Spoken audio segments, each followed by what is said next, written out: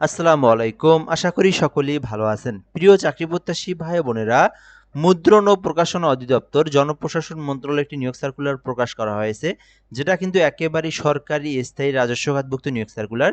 যে সার্কুলারে বাংলাদেশের যে কোনো জেলার যে কোনো প্রার্থী আবেদন করতে পারবেন। আজকের এই নিয়োগ সার্কুলার নিয়ে আমি আপনাদেরকে বিস্তারিত আলোচনা করব এবং এই নিয়োগ সার্কুলারটাতে দেখতে পারতেছেন আপনারা মোট 234 এবং এই পদসংখ্যা মিলে সর্বমোট পদসংখ্যা 431, অর্থাৎ জুন মাসের মধ্যে এইটা কিন্তু মোটামুটি অনেক বড় একটি নিয়োগ সার্কুলার, যেখানে সর্বমোট 431টি পদ রয়েছে। বিশাল বড় একটি নিয়োগ সার্কুলার। তো আজকের এই নিয়োগ সার্কুলার নিয়ে আমি আপনাদেরকে বিস্তারিত আলোচনা করব, দেন আপনাদেরকে দেখাই দেব আবেদনের প্রসেস। এখানে আবেদনের ফুল প্রসেসটা দেখা দেব, কিভাবে আবেদন করবেন, ঘরে বসে থেকে কিভাবে আবেদন করবেন, এ টু জেড আপনারা এই ভিডিওটা দেখলে বুঝতে পারবেন। তো সম্পূর্ণ ভিডিওটা আপনাদেরকে শেষ পর্যন্ত দেখার জন্য অনুরোধ করা হলো। আরেকটা বিষয় আপনাদেরকে বলে রাখি, যারা আমাদের ইউটিউব থেকে দেখতেছেন ভিডিওটা, আপনি যদি আমাদের এই এমআর রায়হান হাসানী চ্যানেলে নতুন হয়ে থাকেন, নতুন এসে থাকেন, অবশ্যই সাবস্ক্রাইব করে রেখে দেবেন। এই চ্যানেলে সাবস্ক্রাইব করা থাকলে বাংলাদেশের সরকারি যত নিয়োগ সার্কুলার আপনাকে অন্য কোনো জায়গায় খুঁজতে হবে না। এই একটি চ্যানেলের মাধ্যমে যত সরকারি নিয়োগ সার্কুলার সবার আগে আপনি পেয়ে যাবেন। আরেকটি আমাদের ফেসবুক পেজ রয়েছে, যারা ফেসবুক পেজ থেকে দেখতেছেন জব প্লাস বিডি পেজটি ফলো দিয়ে রাখবেন, তাহলে ফেসবুকের মাধ্যমে নিয়োগ সার্কুলারগুলো সবার আগে সহজেই পেয়ে যাবেন। আমাদের ফেসবুক পেজের নাম জব প্লাস বিডি। এই ছিল মূলত বিষয়। তো আমরা এখান থেকে যে বিষয়গুলো দেখবো, এটি একটি সরকারি স্থায়ী নিয়োগ সার্কুলার, যেখানে বলা হয়েছে বাংলাদেশি স্থায়ী নাগরিকরা আবেদন করতে পারবেন।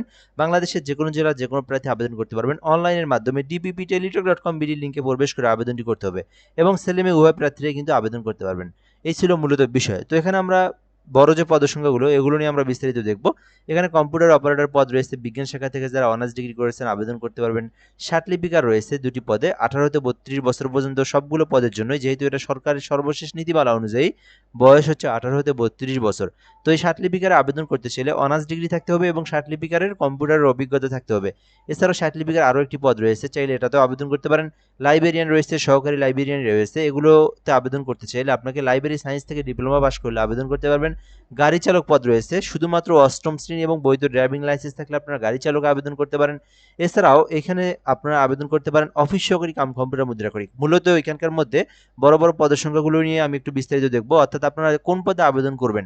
তো আমি ডিসাইড করব যারা কম্পিউটার সম্পর্কে অভিজ্ঞতা রয়েছে, কম্পিউটার চালাতে পারেন, শুধুমাত্র এইচএসসি পাস করেছেন, আলাদা কোনো অভিজ্ঞতা বা কোনো কিছুর প্রয়োজন নাই। জাস্ট এইচএসসি পাস, কম্পিউটার সম্পর্কে বেসিক নলেজ, মানে আপনি টাইপিং করতে পারেন, তাহলেই এনাফ। তাহলে আপনি এই যে অফিস সহকারী কাম কম্পিউটার মুদ্রাক্ষরিক 16 গ্রেডের এই 54টি পদের বিপরীতে আবেদন করতে পারবেন। এরপরে পদটা হচ্ছে হিসাব সহকারী। এটাও কিন্তু মোটামুটি অনেক বড় একটি পদের সংখ্যা, যেখানে মোট 31টি পদ রয়েছে হিসাব সহকারী 16 গ্রেডের, যেখানে বলা হয়েছে কোনো অনুমোদিত শিক্ষা প্রতিষ্ঠান হইতে বাণিজ্য বিভাগে উচ্চ মাধ্যমিক, অর্থাৎ যারা শুধুমাত্র এইচএসসি পাস করেছেন বিজনেস স্টাডিজ নিয়ে, শুধুমাত্র তারাই আবেদন করতে পারবেন হিসাব সহকারী পদে। অবশ্যই আপনারা এই পদটিতে আবেদন করতে পারেন। এছাড়াও এখানে স্টোর কিপার রয়েছে 10টি পদে, আবেদন করতে চাইলে করতে পারেন। এরপরে বড় পদের সংখ্যা আরেকটি যদি বলি, অফিস সহায়ক। এটা কিন্তু মূলত শুধুমাত্র এসএসসি পাশে, এইটাতে আবেদন করতে কোনো অভিজ্ঞতার প্রয়োজন নেই, কম্পিউটারেরও জানার প্রয়োজন নেই, শুধুমাত্র যারা এসএসসি পাস করেছেন আপনারা তাহলে এই যে এই অফিস সহায়ক পদটিতে আবেদন করতে পারেন। অফিস সহায়ক পদ 20তম গ্রেড, 32টি পদ রয়েছে, শুধুমাত্র এসএসসি পাস।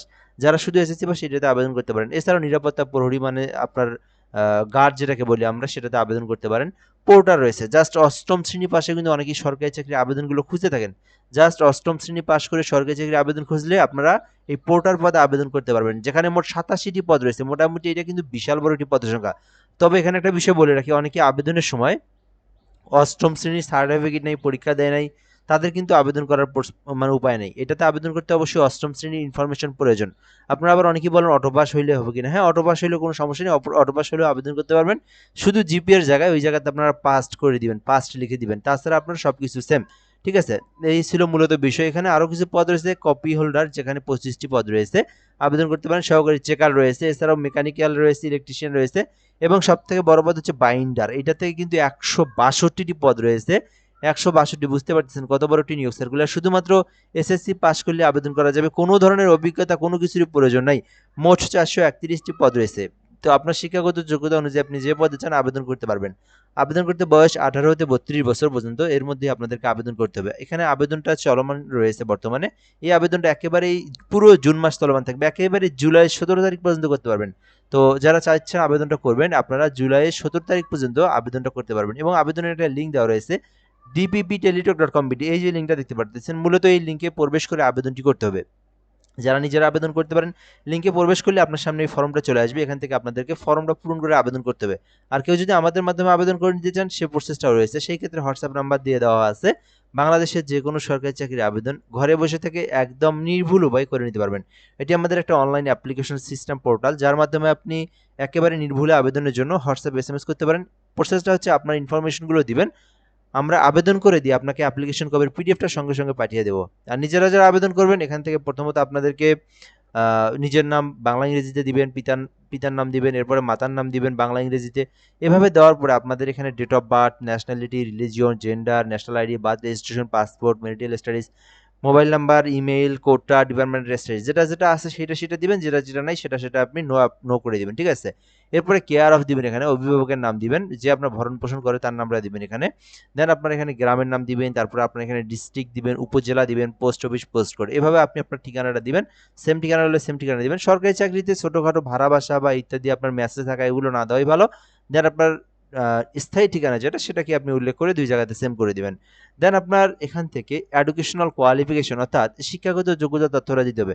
তো আপনি যদি অফিসকে আবেদন করতে চান, মানে ২০তম গ্রেডে, যেটা শুধুমাত্র এসএসসি পাস, সেক্ষেত্রে আপনার যদি শুধু এসএসসি পাস হয়ে থাকে, তাহলে আপনি এসএসসি পাস দিয়ে বাস শেষ, আপনার আবেদনটা আপনি ছবি সাক্ষ্য দিয়ে আবেদন। এখন আপনি যদি আপনার যদি আরও শিক্ষাগত যোগ্যতা থাকে, আপনি যদি আরও বড় পদে আবেদন করতে চান, সেক্ষেত্রে আপনার এইচএসসির অপশনগুলো পূরণ করবেন। আপনার শিক্ষাগত যোগ্যতা সর্বশেষ পর্যন্ত আপনি দিতে পারেন।